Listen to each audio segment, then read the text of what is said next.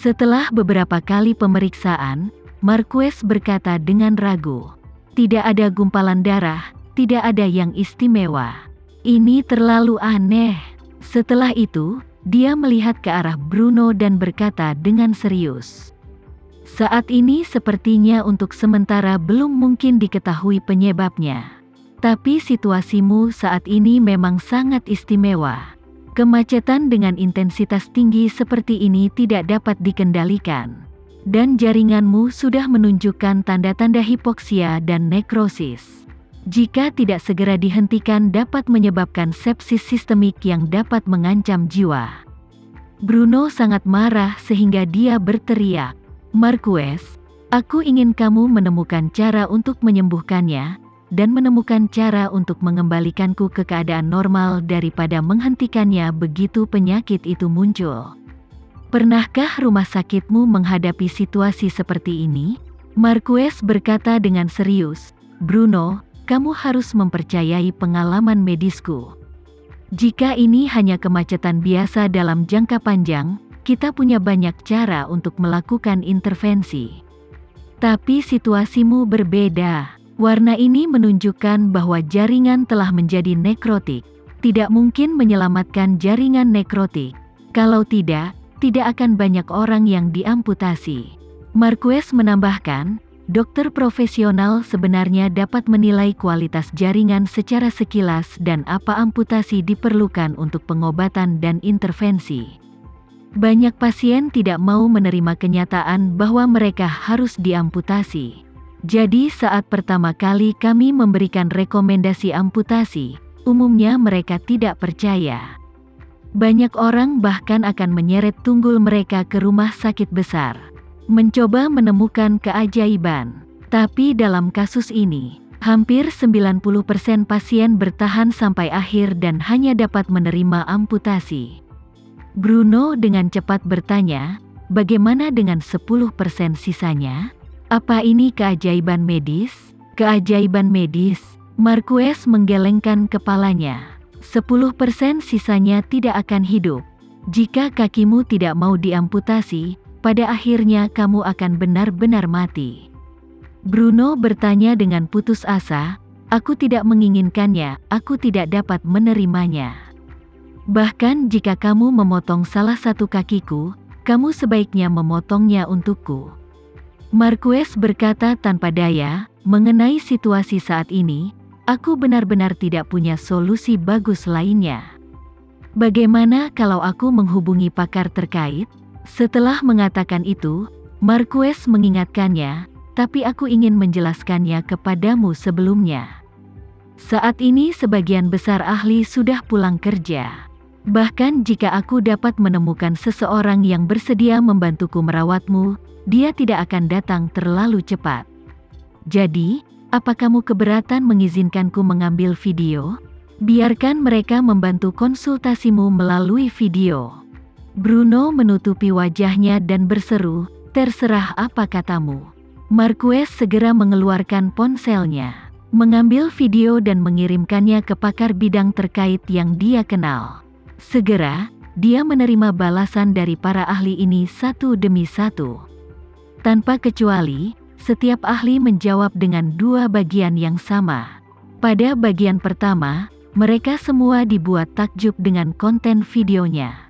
Karena tidak ada seorang pun yang pernah melihat penyakit seperti ini seumur hidup mereka.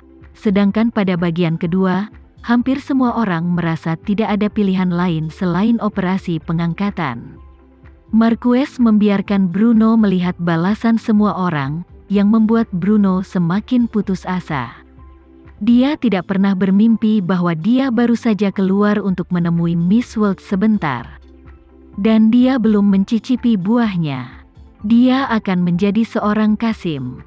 Bruno sangat hancur sehingga dia lebih memilih mati daripada memilih diamputasi. Marquez tidak punya pilihan selain mengatakan kepadanya, secara umum, nekrosis jaringan tidak terjadi secara instan. Biasanya, kau masih punya waktu 24 jam. Kau punya waktu untuk memikirkannya, dan kapan jaringannya mulai membusuk, kau harus membuat keputusan. tapi aku dapat memberitahumu secara bertanggung jawab bahwa itu benar-benar tidak ada harapan." Saat dia berkata, dia menghela nafas dengan tulus, "Aku merasa kamu adalah pria yang tangguh dan aku mengaguminya. Tapi hari ini sepertinya bersikap tegar bukanlah hal yang baik." Bruno tiba-tiba teringat apa yang dikatakan Tama padanya hari ini. Dia juga mengatakan bahwa menakutkan jika seorang pria tidak keras, tapi lebih menakutkan lagi jika dia terlalu keras. Saat ini, mata Bruno berbinar, seolah dia baru saja memegang sedotan penyelamat, dan dia berbisik. Apa yang dikatakan pria itu benar. Apa ada cara untuk menyembuhkanku? Saat ini, Gustavo sedang berjalan, ponsel di sakunya tiba-tiba berbunyi. Dia segera mengeluarkan ponselnya dan melihat ke bawah. Peneleponnya ternyata adalah sipir Bruno.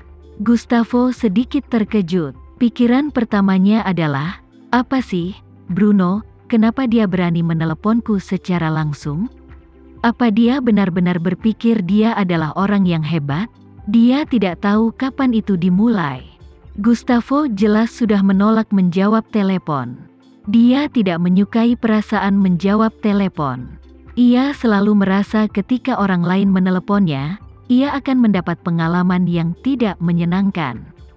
Dia lebih suka bawahannya melapor kepadanya dengan hormat di hadapannya, atau berbicara dengannya dengan nada penuh hormat melalui pesan teks. Tentu saja dalam memberi perintah, dia tetap lebih memilih menelepon karena menyukai kenikmatan keluaran langsung. Semua orang di sekitar Gustavo tahu bahwa dia tidak suka menjawab telepon. Jadi dalam keadaan normal, dia akan mengirim pesan terlebih dahulu, dan itu harus dimulai dengan Tuan Gustavo yang terhormat. Sama seperti Bruno, dia melakukan panggilan telepon langsung. Dia tidak pernah menghadapi situasi ini selama beberapa tahun. Jika Gustavo menerima teleponnya sebelum hari ini, dia akan segera menutup telepon. Namun fakta bahwa dia hampir dibunuh oleh Stephen hari ini membuatnya merasa sedikit waspada terhadap lingkungannya dan takut akan hal yang tidak diketahui. Jadi setelah dipikir-pikir dia tetap menekan tombol jawab. Namun, nada bicara Gustavo jelas tidak senang dan dia bertanya, "Bruno, aku sudah bilang padamu untuk tidak meneleponku pada hari-hari biasa. Kenapa kamu tidak bisa mengirimiku pesan dulu jika ada yang harus kamu lakukan?" Bruno berkata dengan sedih, "Tuan Gustavo, apa Tuan Vicky bersamamu? Saya memiliki sesuatu yang mendesak dan saya membutuhkan bantuannya." "Tuan Vicky?" Gustavo bertanya dengan heran, "Mengapa kau bertanya pada Tuan Vicky?" Ketika Tama di tempat tidur sebelah mendengar ini, dia duduk dari tempat tidur dan berkata kepada Gustavo, "Sini, berikan aku teleponnya."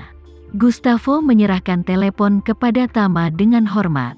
Tama mengambil telepon dan bertanya sambil tersenyum, "Tuan Sipir, apa kamu ada sesuatu yang penting denganku?" Bruno bertanya dengan cemas, "Tuan Vicky, kamu bilang hari ini seorang pria bisa bertindak terlalu keras.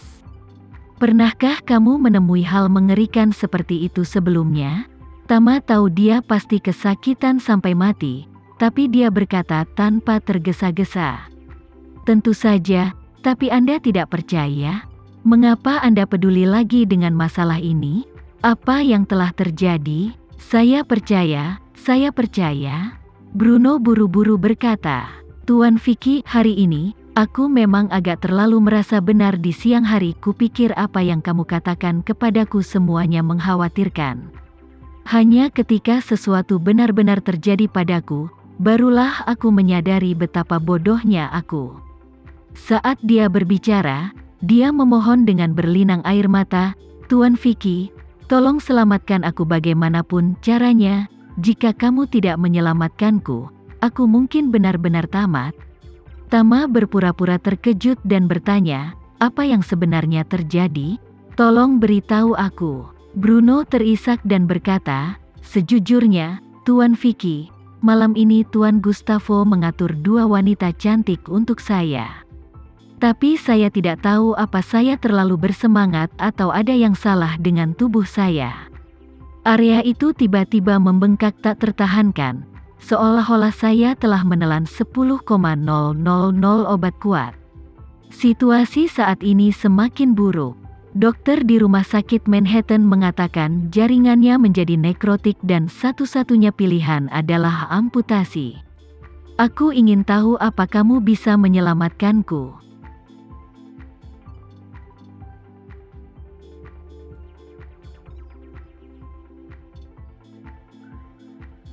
Sekian dulu ya video kali ini, kita lanjutkan lagi videonya di lain waktu.